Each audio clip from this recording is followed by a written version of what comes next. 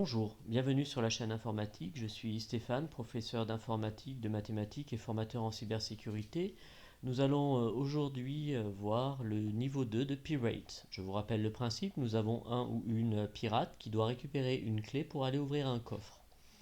On a toute une série de contraintes et de fonctions de contrôle qui sont dans le petit encart à gauche. Donc la première contrainte, c'est qu'on ne doit pas dépasser 14 lignes. Et on a des fonctions de contrôle qui sont les suivantes: avancer, gauche, droite, sauter, coup, ouvrir. Donc on ne peut pas utiliser autre chose que ces fonctions-là. On peut bien évidemment rajouter des notions de base avec des conditions, éventuellement une boucle for, éventuellement une boucle while. Alors, tout d'abord, on voit que pour accéder à la clé, le pirate va devoir sauter et avancer une première fois, une deuxième fois, une troisième, une quatrième, une cinquième et une sixième fois. Donc ça signifie qu'on va avoir une boucle for i in range. Donc on répète l'action 6 fois.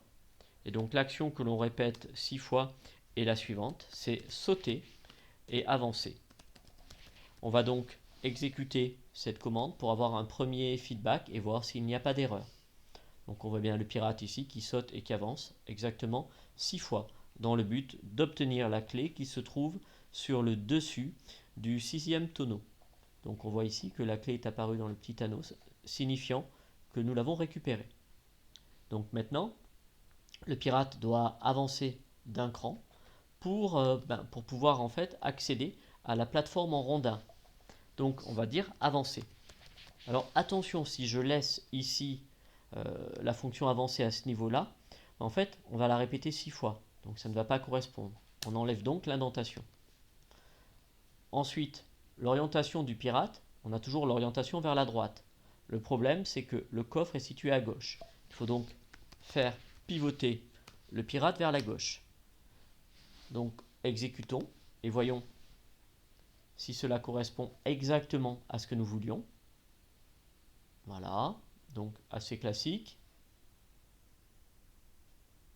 On récupère la clé, on avance, on tombe sur les rodins en bois, et là, il va falloir avancer pour arriver au niveau de la plateforme inférieure où il y a justement les petites jarres à exploser avec le coup de sabre.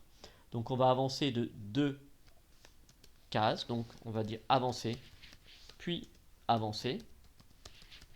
Voilà. Et ensuite, il va falloir tout simplement donner un coup de sabre pour casser donc la jarre. Et il va falloir faire ça une fois, 2, 3, 4, 5, 6, 7, 8, 9 fois si je ne m'abuse. Donc for i in range, donc 9.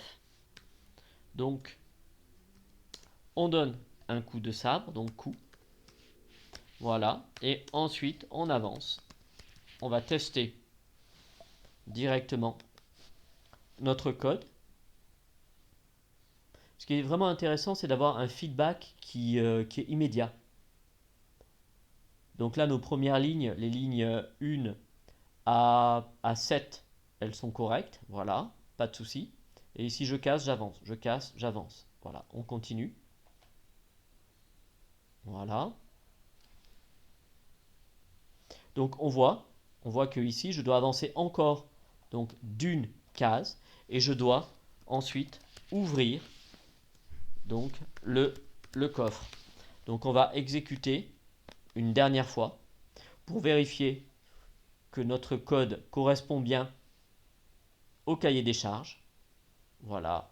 Donc on récupère la clé, on accède au ponton en bois, on accède au niveau inférieur, on donne les coups de sabre pour casser les obstacles devant nous. Voilà, les 9 obstacles. On avance et on ouvre. Nous venons de terminer le niveau 2. J'espère que cet épisode vous a plu. N'hésitez pas à vous abonner. Je vous remercie.